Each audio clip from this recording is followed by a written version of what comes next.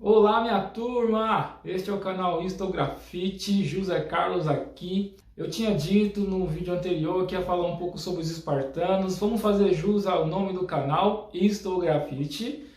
Então, eu quero falar um pouco sobre a repercussão, sobre a apropriação dos espartanos. A partir do ano de 2007, com o lançamento do filme 300, pelo diretor Zack Snyder, pela Warner Bros. A apropriação dos espartanos ela foi muito feita pelos alemães, pelos prussianos, pelos ingleses, ali no início, por volta ali do século XIX, século XX. Mas ela não tinha sido tão apropriada assim, a imagem dos espartanos, como está sendo recentemente, a partir de 2007, a partir do lançamento do filme 300. A ideia de Esparta, dos espartanos como aqueles guerreiros do corpo perfeito, sarado, a virilidade, aquela educação rígida, as mulheres que dão à luz aos verdadeiros guerreiros, há facções criminosas que estão usando a imagem dos espartanos, a torcida de futebol, por exemplo, os palmeirenses usaram a imagem dos espartanos aí na final ali da Libertadores contra o Flamengo, fazendo aquela relação ali, venham buscar nossas armas, eu quero ver vocês virem tomar nossas armas. O Thiago Ventura fez também um stand-up, fazendo aquela sátira lá. Ô Leônidas, você tem que parar de arrumar essas confusão, meu, eu vou casar. Fala 300, fala 300! Tem também os comerciais, a barba de respeito, o Leônidas trocando ideia com o Xerxes, falando sobre a barba, o Xerxes querendo saber como que ele tem aquela barba tão bem cuidada, e o Leônidas indicando o produto de barbear. Então, essa imagem dos espartanos como guerreiros virtuosos, a ideia da luta, da glória dos espartanos, por mais que eles sejam em número menor, eles sempre encontram força, aquele vigor, aquela vontade, aquela perseverança. E o que acontece é o seguinte, eu preciso informar, o filme dos 300, dirigido ali pelo Zack Snyder, ele foi inspirado na HQ, na história em quadrinhos do Frank Miller. Essa história em quadrinhos, produzida ali por volta dos anos de 1998, teve 5 capítulos. Por ser história em quadrinhos, não ganhou tanta propaganda, O público não é tão grande quanto o público do cinema. E quando foi lançado o 300 em 2007, repercutiu mundialmente. O Irã, por ser descendente dos persas, eles se irritaram com aquela imagem dos persas, principalmente com a imagem do rei Xerxes. O que dizem os historiadores? Aqueles historiadores antigos lá, que escreveram ali por volta do século IV a.C., eles estavam muito próximos da Batalha da Termópilas, essa batalha que aconteceu ali por volta dos anos 480 a.C. A batalha que o filme 300 relata, a Batalha da Termópilas, aquele caminho estreito, aquele desfiladeiro ali, que os espartanos usaram uma estratégia, afunilaram os persas e aproveitaram que os persas, ali naquele momento ali que eles ficavam afunilados, ficavam no mesmo número que os supostos 300, quando na verdade diz que nos cálculos aí dos historiadores tinham ali mais uns 7.000 gregos acompanhados desses 300, sem contar os escravos que estavam juntos também. E o que você pode perceber lendo o Heródoto é que os espartanos se destacam muito mais por serem estrategistas. Eles são guerreiros, a estratégia faz parte da guerra, mas eles se destacam muito mais pela estratégia do que por ser guerreiros habilidosos, na luta corpo a corpo, como mostra ali no filme do 300, o Leônidas contra aquele gigante, os guerreiros mesmo cortando cabeça, fazendo aquelas sequências de golpes. Na história do Heródoto fica visível o quanto que essa estratégia espartana fez a diferença contra os persas. Porque os persas eram afunilados, ficavam prensados ali naquele corredor. Os espartanos, por ter aquelas grandes lanças, pegavam uma distância ali com aquela lança de 2, 3 metros, furava fácil, matava fácil os persas. E os persas tinham aquelas espadas pequenas, os espartanos com aqueles grandes escudos, E não só os espartanos eram grandes guerreiros, ok?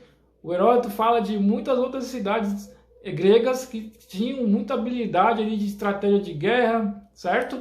Que ganharam muitas batalhas contra os espartanos.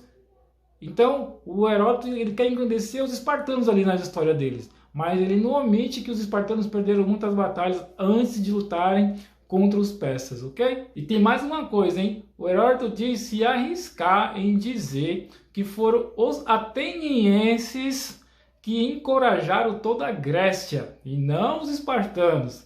Foi as estratégias de batalha marítima dos atenienses que venceram os persas.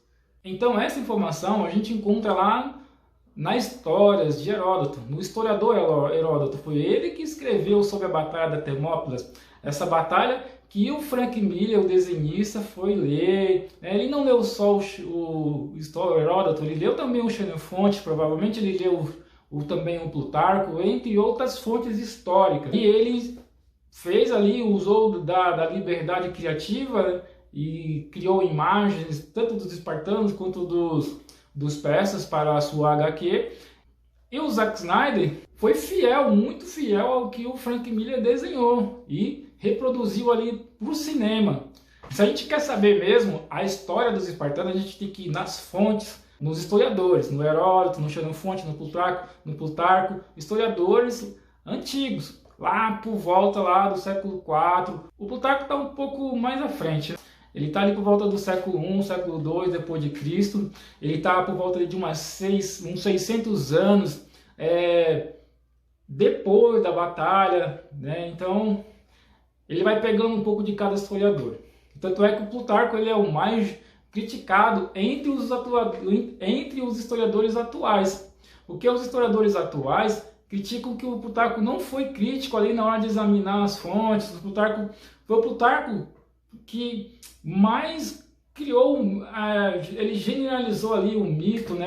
Essa ideia dos espartanos como guerreiros excelentes, que eles viviam só para a guerra, que a educação era só para a guerra, que a poesia era só para a guerra, a música era só para a guerra, que os esportes, o atletismo, era tudo voltado para a guerra. O Plutarco, ele generaliza tudo. E se a gente for ver as histórias dos espartanos nos escritos do Heródoto, não é bem assim. Os espartanos perderam muitas guerras, perderam muitas batalhas, ganharam dos atenienses ali na guerra do Peloponeso, mas os espartanos perderam a batalha contra os tebanos ali por volta dos anos 380 a.C., perderam diversas batalhas, depois viraram serviçais ali dos tebanos. Ali já estava já num final ali da glória já dos espartanos, porque a glória dos espartanos está ali, né, por volta do século V, né, antes de Cristo. O Plutarco e o Xenofonte eles vão dizer que o motivo, né, da decadência dos espartanos é por eles pararem de seguir a lei grande retra, né, a lei elaborada pelo legislador Licurgo, esse espartano que viveu ali por volta do século VII a.C. Então essa lei ela regia todos os costumes espartanos, a religião, regia a política, regia a educação, regia tudo. O Plutarco pergunta no escrito dele como que um povo tão grande, que foi tão grande, teve tanta grandeza, hoje está aqui sofrendo,